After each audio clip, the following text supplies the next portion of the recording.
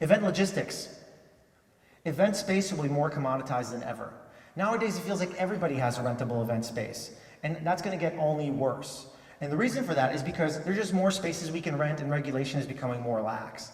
So it'll be even more difficult to market your location and space, and it'll be massive challenges to actually market your space. And we'll have to find new and unique ways to do that through things like a virtual walkthrough, where you don't have to do a site visit in person.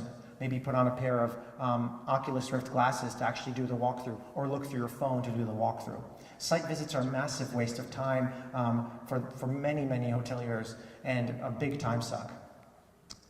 Quick learning zone, I want you to think about something real quick, and that's once the contract, by the way, who here sells space or has space that's sellable? Cool. So one of the things that we don't think about as salespeople is that the meeting planner or event planner's job starts once the contract is signed, and your job as a salesperson ends once the contract is signed.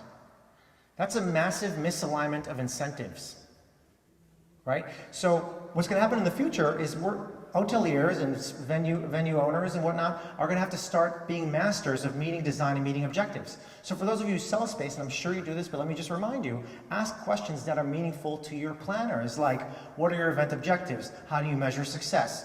And those kinds of questions that show you have an innate interest in making sure that this is a successful event for them. Everything you will need at an event will be available on demand. It's called a sharing economy, right? So if you need somebody to go get you, if you have to go get a hacksaw, you can go get it on your phone. If you have to go get a meal catered, you can go do so online. You can do it today through services like TaskRabbit or Instacart, or even Uber or Airbnb. But you'll be able to do everything online, and it'll be readily available in real time. Event security will face some of its biggest challenges. Now think about this. In 20 years, marijuana will be legal in every single state. That is awesome.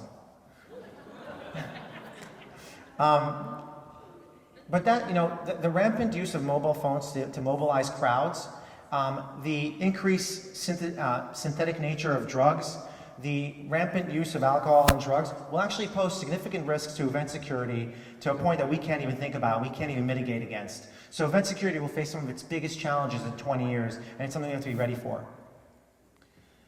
Event business model. The entire business model of events is going to change, and let me show you how.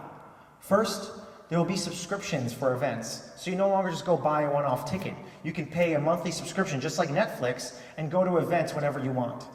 Something like opera season tickets, sort of like that. But I envision it happening for all events. Or think about like a member curated events where only members can go to events. That'll be much more common, and that's called the subscription economy. It's where we just pay a small fee every month and get something in return. Quick learning zone opportunity here. This is how the subscription economy works. It starts with acquiring a customer, you then build a customer, you collect the payment, you nurture that customer, you then account manage that customer, you measure their success, and then you iterate your software, and then you increase your price. So what's really, really important about the subscription economy is that it's essentially a social contract between consumers and service providers that says, hey, I will give you a steady flow of income if you give me guaranteed and improved service over time. So that's a really, really interesting shift. It's no longer just a quick trade, it's a continuous relationship. It's called the subscription economy, and it's happening before our eyes. There will be no cash at events. So I don't carry cash. I know many other millennials don't carry cash. In the future events will be no cash. And that's simple, I don't have to go into that. But things like Bitcoin, virtual currencies like Bitcoin, and virtual wallets are all going to be used, and we'll never have to pay for anything again with cold hard cash. Events will be crowdfunded. So instead of us as organizers saying, hey, we're going to do this at this time, at this date, and this is going to be the content for the event, events will come to life as a result of people who want to attend the event actually paying money and collecting money to bring an artist or a vineyard or, something else, a sport team to their hometown. And they will no longer rely on us as planners to bring, they'll do it themselves. So events will be crowdfunded. Free and illegal events will put our profession at risk. So as a young kid, I used to go to a lot of, I used to throw parties, and when I was in high school, I threw this illegal rave called an Outlaw, which was back in the 90s. It was called Oh My Gosh. It was under the George Washington Bridge. And it was an illegal party, and I had 250 people go. That was the first kind of cool party I organized.